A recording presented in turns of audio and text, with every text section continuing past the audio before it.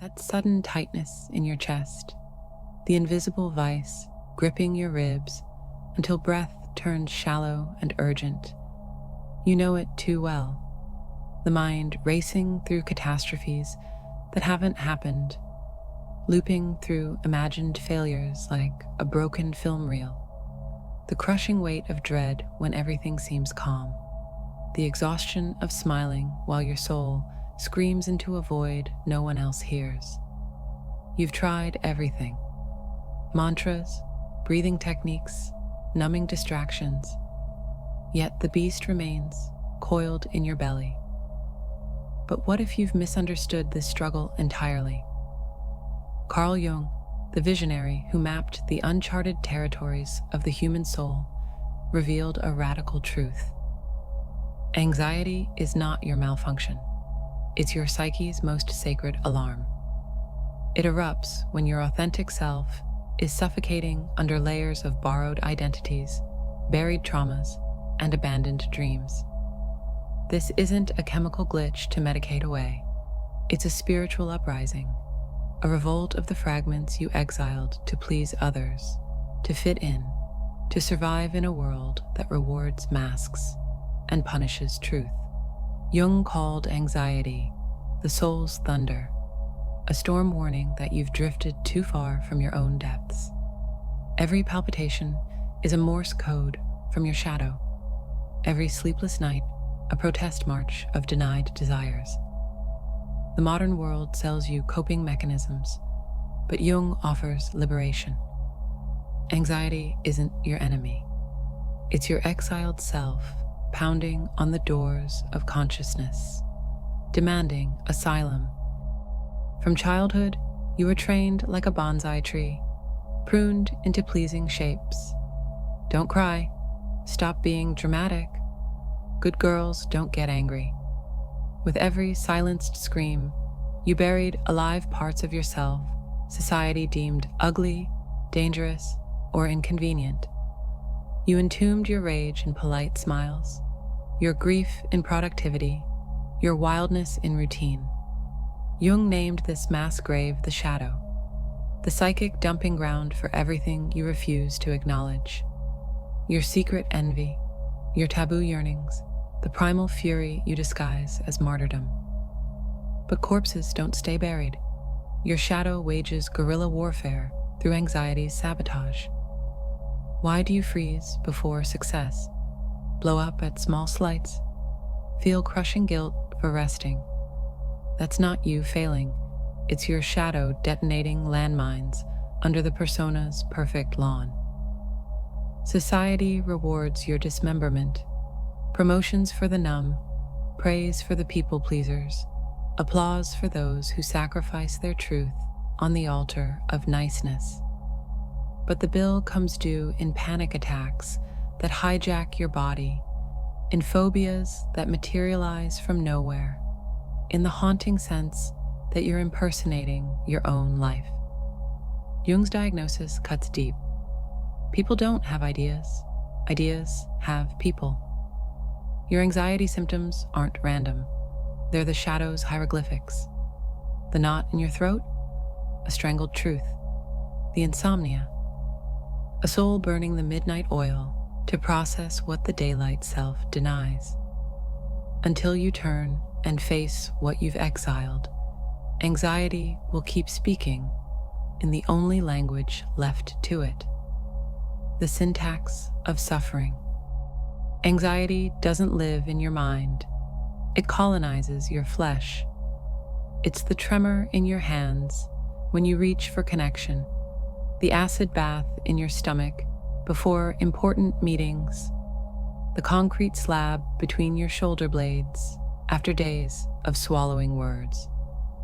Jung saw the body as the unconscious's theater, where repressed dramas premiere as physical symptoms. When you gag your soul's voice, it migrates to your muscles. Your clenched jaw isn't stress, it's decades of unsaid no. Your brittle spine isn't poor posture, it's the weight of carried expectations. Modern medicine pathologizes these cries, prescribing pills to silence the body's rebellion. But Jung understood. Chronic pain is unpaid karmic debt. Insomnia is the psyche's overtime shift processing what consciousness ignored.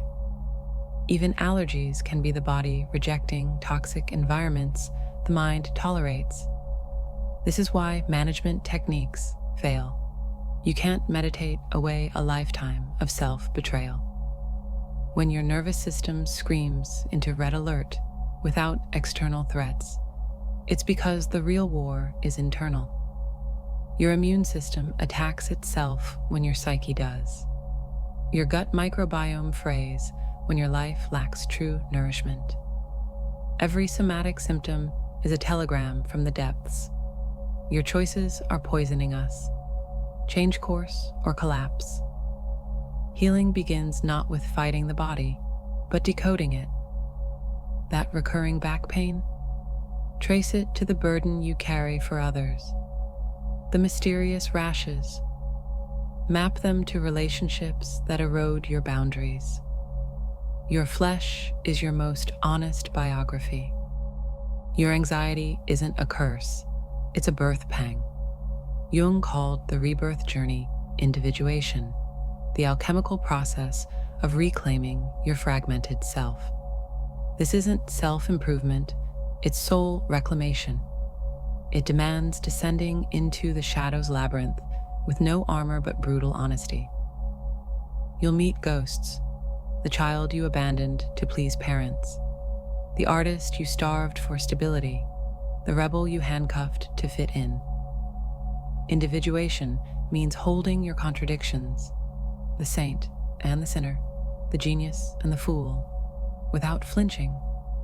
It's excavating the why beneath your compulsions. Why chase lovers who hurt like home? Why sabotage growth when it nears? Why cling to miseries that feel like heirlooms? This pilgrimage has no shortcuts. You'll weather dark nights where every mask dissolves, leaving you raw before your own truth. Old identities will crumble like coastal cliffs. Relationships built on pretense will evaporate, but in the ruins, your authentic architecture emerges. Jung's revelation. The most terrifying thing is to accept oneself completely. As you integrate shadow material, facing your capacity for darkness without collapsing into shame, anxiety transmutes. The palpitations become drumbeats calling you to action. The dread becomes intuition, warning of misalignment. Where panic once screamed danger, now whispers, this choice betrays your soul. You stop seeking external saviors and become your own sanctuary. Success is redefined not by accolades, but by the quiet hum of congruence when your inner and outer worlds align. Forget 5-step fixes. Jungian work requires 3 non-negotiable practices. First, dream archaeology. Your dreams aren't random. They're the psyche's nightly press conferences. That recurring dream of being chased, your shadow gaining ground, the tsunami dream, emotional backlog breaching containment. Keep a dream journal by your bed. Ask symbols, what part of me are you? A fallen tree might be collapsed ambitions. A locked room could be your repressed creativity. Second, active imagination. Dialogue with your fragments. Sit in silence. Visualize your anxiety as a character. Let it speak. Is it a trembling child? A caged animal? Negotiate. Ask, what must I change to ease your grip? The answer's shock. Quit the hollow job. Forgive your father. Paint again. Third, ritualized solitude. Not scrolling isolation, but womb-like presence. Walk forests without podcasts. Sit with emotions like honored guests. In the stillness, the soul whispers maps through synchronicities. A stranger's words echoing your dilemma. A song unveiling buried grief. These tools forge inner authority. You'll learn to distinguish ego's panic from the soul's urgings. Anxiety drops from dictator to advisor. The final initiation? symbolic action. If your body says stop, carve rest into your schedule like sacred text. If your rage demands expression, scream into pillows or pound clay. Physicalize the psychic, burn letters of unspoken truths. Dance your liberation into muscle memory. As Jung proved, what is not made conscious returns as fate. Consciously enact your inner shifts or remain fate's puppet. This is your threshold moment. Your anxiety didn't come to torture you, it came to awaken you. It's the lighthouse beam cutting through the fog of borrowed lives, revealing the rocky coast of your truth. Jung's ultimatum: we cannot change anything until we accept it.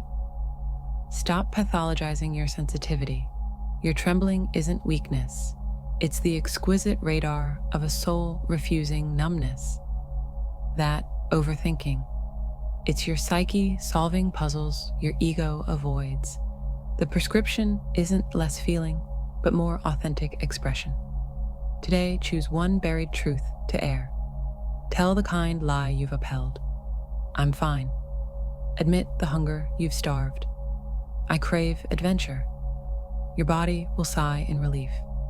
With every truth voiced, you drain anxiety's swamp.